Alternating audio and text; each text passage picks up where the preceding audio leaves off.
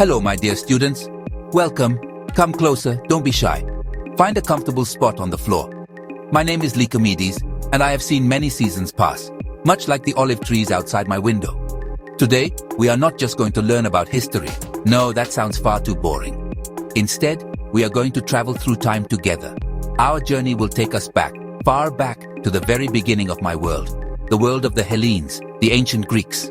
It is a story filled with bright sunshine and dark storms. Let us begin at the very beginning. Our story does not start with grand temples or wise thinkers. It starts much earlier, in a time covered in mist and old stories. Imagine a beautiful island called Crete. Here, the Minoans built amazing palaces with colorful walls. They were sailors and artists, trading their nice pottery and olive oil across the seas. They loved life, celebrating it with daring sports like bull leaping. These were the Mycenaeans. Their world came to a sudden end. Out of the quiet of the Dark Ages, something truly amazing began to happen. Small villages grew into independent city-states, or polis, and one of these was meant for greatness, my beloved Athens. Our city was not the strongest in terms of military power, not at first. But our strength came from a different place. It came from an idea, democratia, rule by the people. Ordinary citizens could make laws. Thinkers walked the agora asking big questions.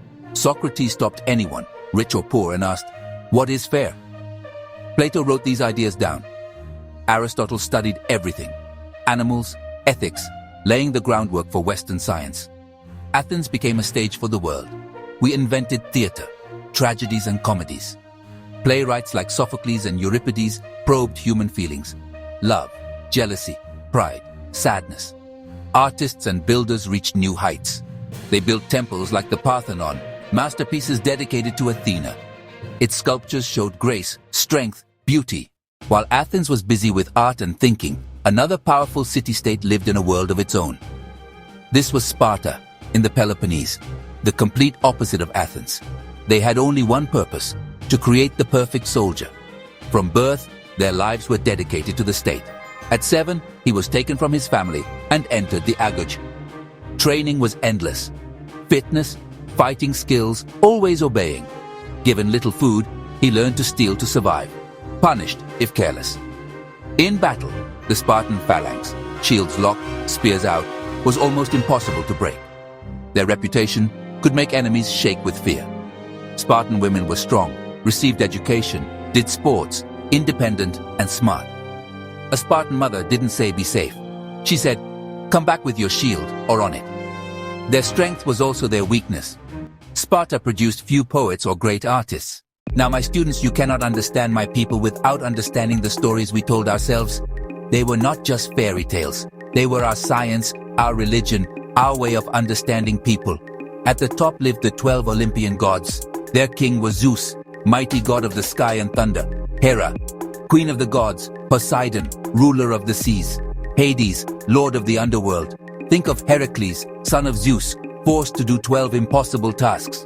Or Odysseus, the clever king who outwitted monsters and resisted the sirens. These heroes were not perfect. They taught us of hubris, pride that invites downfall.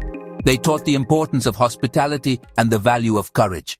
For many years, Greece was shaped by rivalry, Athens and Sparta, leading to the Peloponnesian War.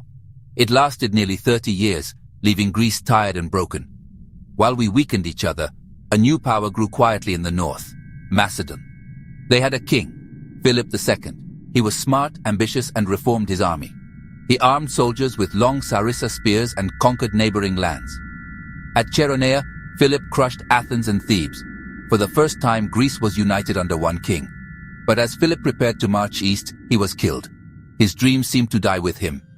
The throne passed to his son, Alexander, only 20, taught by Aristotle. He burned with greater ambition. In 334 BC, he crossed into Asia Minor. In just over 10 years, he conquered Persia and marched to India.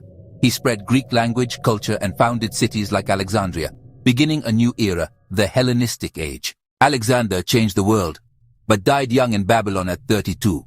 His empire quickly split. His generals fought over his lands. The empire fragmented into kingdoms. Cities like Alexandria became centers of learning and trade. Greek culture mixed with Eastern ideas. Greek language and ideas traveled far, influencing art and science. While Hellenistic kings fought, a new power grew in the West. Rome. Farmers turned soldiers. Disciplined, organized, brilliant at engineering and law, they expanded across the Mediterranean. They admired Greek culture. Graecia capta ferrum victorem cepit. Captive Greece captured her conqueror. Roman sons went to Athens. Greek art and books were prized and translated. Rome spread Greek ideas across an empire. They were brilliant builders and administrators. The flame of Hellenism was carried in a new lantern. The Western Roman Empire could not last. By the 5th century, the West fell and Europe entered the Middle Ages. Roads fell into ruin, trade dwindled, great cities shrank. In the East, the Roman state survived as Byzantium. Constantinople kept Greek language and learning alive. Scholars copied and preserved Plato, Aristotle, Euclid, guarding the seeds of knowledge. Meanwhile, in the Islamic world, scholars launched massive translation efforts, seeking Greek learning. They translated texts on medicine, math, and astronomy, building on Greek reasoning. In time, these texts returned to Europe. Crusaders, trade, and translation centers like Toledo rekindled learning. It was like finding long-lost treasure. Aristotle, Ptolemy, Galen came back into European thought. These seeds planted a slow reawakening, the foundations for the Renaissance. The rediscovery of our texts was like water on dry land. It started the Renaissance. Artists and scholars look back to Greece and Rome for ideas, beauty, reason, human potential. Thinkers like Leonardo and Michelangelo studied our sculptures to show the human body with lifelike grace. This revival of observation and reason led to the scientific revolution. The spirit of questioning authority changed politics. Thinkers look back to Athenian democracy. Ideas of freedom, fairness, and justice spread, inspiring new republics. Your modern laws are made in buildings that look like Greek temples, a constant reminder of our influence. Every time you vote, watch a play, read scientific terms, or compete in the Olympics, you meet our legacy.